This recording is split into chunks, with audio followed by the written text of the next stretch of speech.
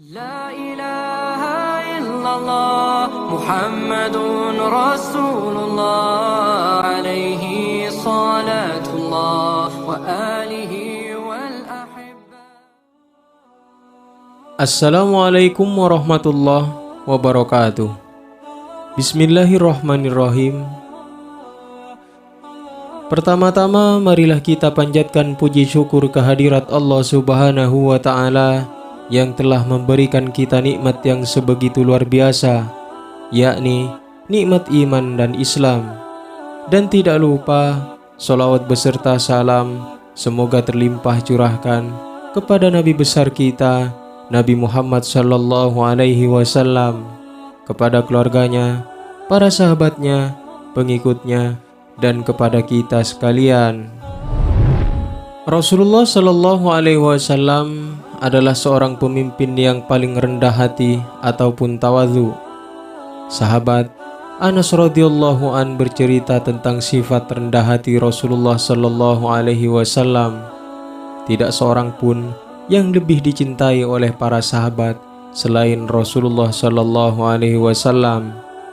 Lalu sahabat Anas radhiyallahu an melanjutkan, para sahabat tidak akan berdiri menyambut Rasulullah ketika beliau datang, karena mereka tahu Rasulullah sallallahu alaihi wasallam tidak akan menyukai hal seperti itu. Lihatlah baik-baik bagaimana Rasulullah sallallahu alaihi wasallam begitu dicintai oleh para sahabat. Akan tetapi para sahabat beliau tidak berani berdiri untuk menyambut kedatangannya, karena para sahabat mengerti bahwa Rasulullah sallallahu alaihi wasallam tidak suka dihormati sampai seperti itu.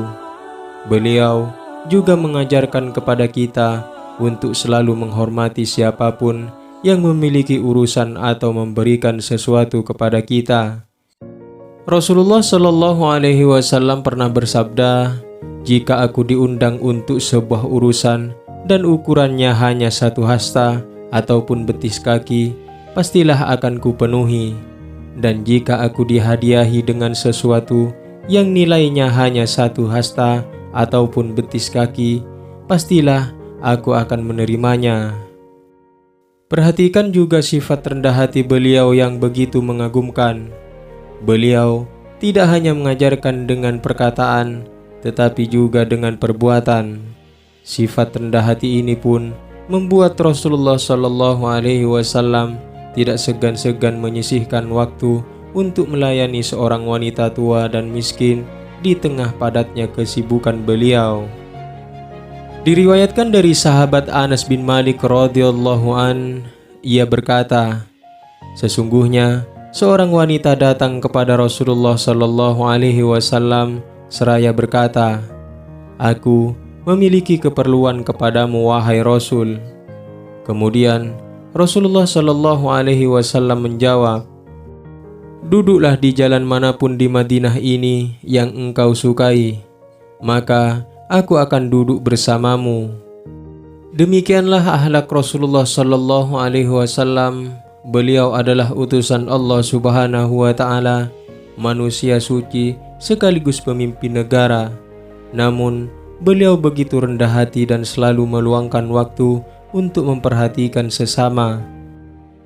Pada suatu ketika Rasulullah sallallahu alaihi wasallam sedang bersama para sahabatnya dalam majelis ilmu di masjid, dan tiba-tiba datang seorang yang telah sepuh, yang saking sepuhnya itu pelipis matanya telah kendor turun hampir menutupi matanya.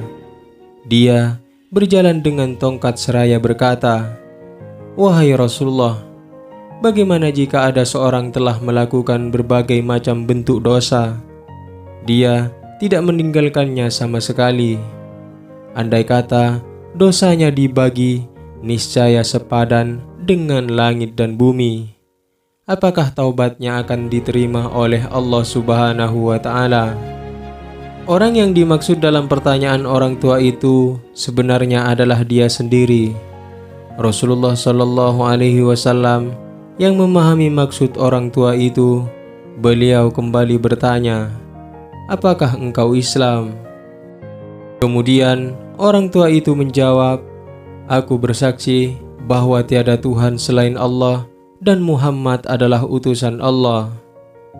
Lalu Rasulullah Shallallahu Alaihi Wasallam bersabda, "Kalau begitu, lakukan kebaikan dan tinggalkan keburukan.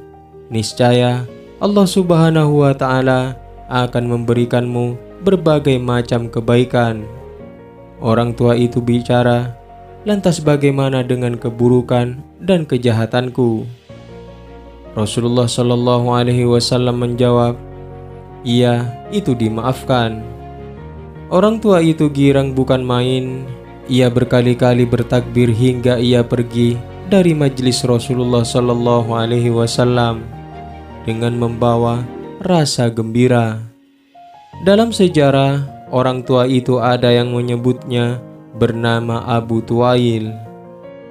Dan demikianlah kisah kerendahan hati Rasulullah Shallallahu Alaihi Wasallam dan pertanyaan taubat Abu Tuwail. Mudah-mudahan video ini bermanfaat dan bertambahnya ilmu pengetahuan kita. Wallahu a'lam bishawab. Assalamualaikum warahmatullahi wabarakatuh.